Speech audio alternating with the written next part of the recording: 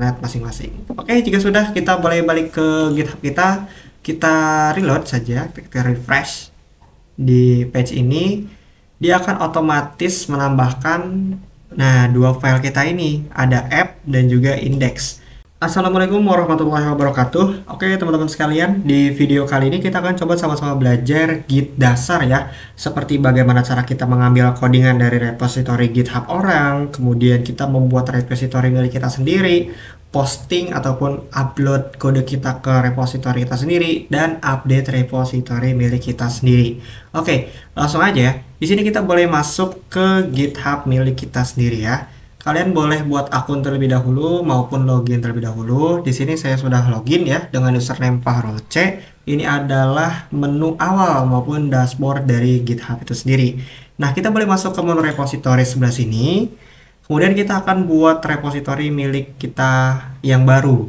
Nah, kali ini kita akan coba membuat terlebih dahulu, kemudian upload dan juga update. Nah, untuk mengambil codingan orang lain itu nanti, soalnya itu paling gampang lah. Kita coba belajar yang agak rumit dulu. Nah, di sini repository name-nya saya akan berikan nama belajar strip git. Nah, untuk deskripsinya sendiri ini opsional, saya tidak isi aja, nggak apa-apa. Kemudian untuk sifatnya ini ada yang public sama private. Kalau public ini bisa diakses oleh orang lain, sementara yang private ini bisa diakses oleh diri kita sendiri dan orang-orang yang ditambahkan ke repository kita. Contohnya, saya memiliki project kemerdekaan 17 Agustus misal.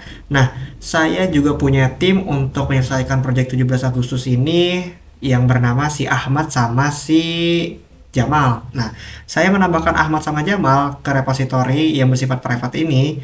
Meski sifatnya private, Ahmad sama Jamal ini tetap bisa mengakses kode saya seperti itu. Nah, untuk add readme file tidak saya cek, langsung saja di sini kita create repository. Nah, jika sudah, di sini ada beberapa panduan ya. Kita boleh langsung saja eksekusi panduan yang ada di GitHub ini. Tapi sebelum itu kita harus memiliki sebuah codingan terlebih dahulu untuk kita upload ke repository belajar Git kita ini.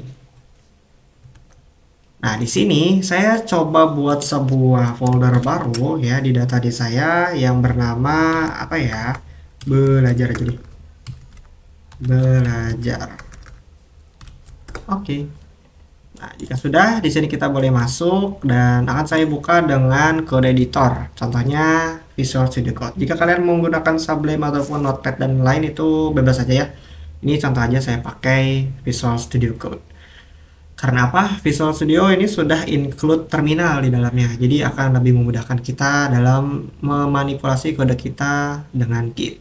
Nah, sebagai contoh di sini saya akan coba buat sebuah file baru di dalam folder belajar kita ini. Oke, sebagai contoh di sini akan saya buat index.js saja. Kemudian saya tulis beberapa baris kode di sini A123 seperti ini dulu aja. Oke, jika sudah, kita boleh buka terminal yang ada di Visual Studio Code. Bisa ke titik 3 sebelah sini, terminal, kemudian new terminal. Oke. Sini saya coba kecilkan. Nah, baru di sini kita boleh memasukkan perintah-perintah dari si GitHub yang ada di repository kita tadi. Oke, kita boleh kembali ke GitHub kita. Di sini kita akan lakukan inisialisasi awal terlebih dahulu ya. Git init sebelah sini kita boleh copy saja. Kita kembali ke Visual Studio, kita paste dengan klik kanan saja. Kita enter. Oke, kita tunggu sebentar. Pastikan jaringan Anda aktif ya, atau terkoneksi ke WiFi maupun hotspot. Nah, jika sudah, di sini akan ada status yaitu branch maupun cabang. Nah, cabang ini nanti akan kita bahas di video yang lain. Kita akan belajar yang dasarnya terlebih dahulu, oke, supaya tidak begitu pusing. Nah, kemudian kita akan lakukan untuk penambahan file. Nah, kalau teman-teman lihat di sini git add readme. Nah, tapi di sini git add itu fungsinya untuk menambahkan ataupun di repo ini kita akan tambahin apa nih?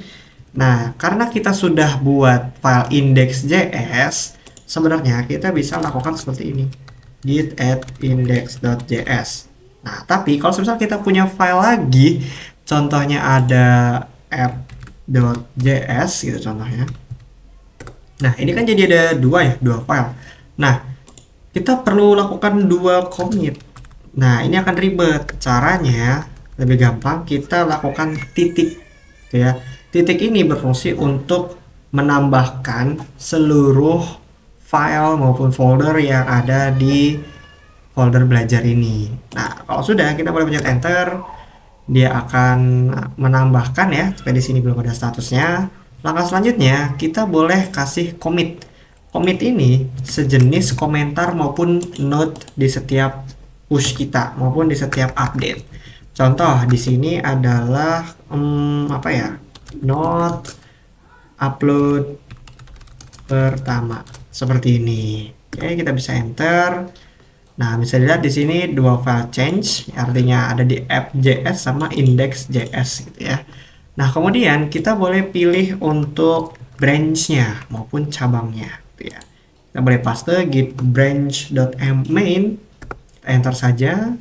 Maka statusnya bisa teman-teman lihat di sini yang semula master, branch-nya akan berubah ke main gitu ya. Kemudian kita boleh remote ya. Git remote add origin, nama dari repository kita. Nah, fungsinya remote ini apa? Fungsinya ini agar repository maupun codingan kita di GitHub itu bisa kita remote ataupun kita manipulasi menggunakan terminal yang ada di PC kita. Contohnya terminal Visual Studio Code kita ini. Kita langsung enter saja. Oke, jika sudah, langkah terakhir adalah untuk push, yaitu mengupload codingan yang ada di lokal kita ke GitHub. Oke, kita tunggu saja. Proses ini akan bergantung pada kecepatan jaringan internet masing-masing. Oke, jika sudah, kita boleh balik ke GitHub kita. Kita reload saja, kita refresh di page ini. Dia akan otomatis menambahkan dua file kita ini, ada app dan juga index. Nah, di index saya kan baru tambahin satu baris kode ya, benar kan? Cons A sama dengan 123. Nah, kalau dilihat di sini akan sama, cons A 123 dan ada file app.js-nya juga. Nah, sama ya, app.js juga masih kosong. Oke. Kemudian bagaimana cara kita update si repository maupun codingan kita di GitHub? Itu gampang banget. Contohnya di sini saya mau tambahin di cons app ya. Di app contohnya adalah testing GitHub sama dengan berhasil. Dan di sini di index saya mau ganti 123-nya ini menjadi string 123 testing dan kasih komentar deh mungkin ya. Uhuy. Oke, siap. Kita sudah lakukan dua perubahan di dua file kita yang berbeda seperti ini. Oke, caranya mudah sekali ya untuk update. Kita buka terminal kita lagi. Langkah awal kita perlu lakukan pull ya, pull request. Git pull origin. Nah, di sini karena branch kita main, berarti kita akan tuliskan main juga. Nah, git pull ini buat apa, Bang? Git pull ini tuh untuk mengambil update yang ada di repo kita ke lokal gitu ya. Nah, ini kita akan contohkan setelah ini. Jadi kita pull terlebih dahulu. Nah, di sini statusnya already up to date ya. Kemudian kita boleh lakukan git add titik gitu ya untuk menambahkan semuanya. Kemudian baru kita kasih commit. Git commit min m tambah file gitu mungkin ya. Jika sudah, kita boleh enter. Yang terakhir kita lakukan git push origin main seperti itu. Kita tunggu. Oke, kita tunggu lagi-lagi, ini tergantung jaringan kita ya. Agak lama memang. Nah, jika sudah, kita boleh balik ke Git kita, lalu kita refresh. Kita akan cek di bagian index.js. Tuh ya, udah berubah jadi tambah file dan di sini udah keganti nih 123 testing dan uhuy komentarnya. Begitu juga di file app.js. Di file app.js di sini sudah ada GitHub testing berhasil. Nah, Tadi kan kita udah pakai komen git pull ya. Nah, sekarang akan saya contohkan gitu ya. Contoh di sini saya mau menambahkan eh, file baru gitu ya. Di sini add new file. Nama filenya itu apa ya? Contoh git.js gitu ya. Kemudian baris kodenya di sini akan saya kasih apa ya, berhasil sama dengan 12345 titik. Jika sudah, di sini kita boleh langsung commit change. Nah, habis itu di sini nama commitnya yaitu menambah file via GitHub contohnya. Kemudian kita commit change. Kita tunggu sampai commitnya berhasil. Dan jika sudah, di sini sudah ada ya contoh git.js yang baru kita buat tadi, yang isinya adalah cons berhasil 12345. Sebenarnya error ya, kurang tanda tanda titik dua, bukan titik dua, petik, apalah itulah. Nah, ini kita akan coba belajar kegunaan dari git pull ya. Bisa dilihat di sini masih ada dua file. Ketika kita lakukan pull, jangan lupa dilengkapi dengan branch-nya yaitu main. Ketika kita enter, otomatis dia akan mengambil apapun yang ada di repositori kita. Nah, bisa teman-teman lihat sebelah sini, contoh git sekarang sudah masuk nih. Ini error ya, karena lupa ditambahkan tadi bentuknya. Nah, bisa teman-teman lihat di sini sudah muncul nih untuk contoh git seperti itu. Itu adalah bagaimana cara kita memanipulasi repositori milik kita yang ada di GitHub menggunakan terminal. Contohnya ini menggunakan terminal yang ada di Visual Studio Code. Nah, langkah selanjutnya saya akan coba menjelaskan bagaimana cara mengambil codingan orang lain dari Git. Nah, kalau sebelumnya ini kita membuat sendiri, kita akan coba buat untuk cloning ya, maupun mengambil dari orang lain. Saya kasih nama folder clone sebelah sini. Nah, di folder clone ini akan saya buka di Visual Studio Code lagi.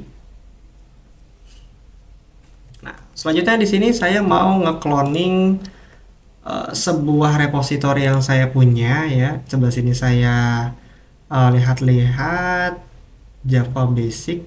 Mungkin saya akan copy JS function saja ya. Kita boleh lihat repositorinya ada apa saja isinya. Oke, rupanya ada 3 file ya teman-teman. Kita boleh lihat di function JS. Oke, di sini ada banyak ya. Kita akan copy codingan ini ke lokal kita. Nah, boleh teman-teman lihat di sebelah sini untuk Visual Studio-nya ini masih sangat kosong ya, masih bersih kayak baru awal kita buat. Nah, langkah awal kita perlu masuk ke terminal lagi. Inilah sebabnya saya gunakan Visual Studio Code karena sudah include dengan terminalnya gitu. Jadi lebih mudah lah digunakan.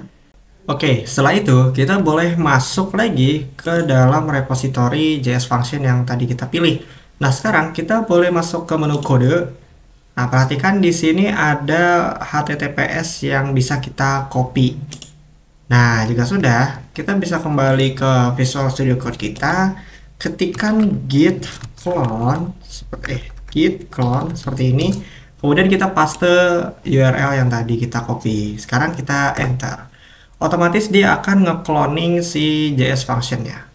Nah, jika sudah, di sini di bagian clone kita sudah mendapatkan folder JS function tadi dengan isi-isinya ya, seperti ini. Gitu. Nah, untuk cloning memang cepat ya, semudah itulah untuk cloning. Makanya saya taruh tutorialnya di setelah membuat repository milik kita sendiri. Oke, mungkin segitu dulu aja untuk tutorial basic dari Git-nya, yaitu membuat repository sendiri, update repository sendiri, hingga kita copy repository milik orang lain di GitHub. Jika ada pertanyaan yang dibingungkan dari tutorial ini, boleh langsung aja komentar di bawah. Kalau kalian mau request konten juga boleh request komentar di bawah gitu ya. Kurang lebihnya mohon maaf. Wassalamualaikum warahmatullahi wabarakatuh.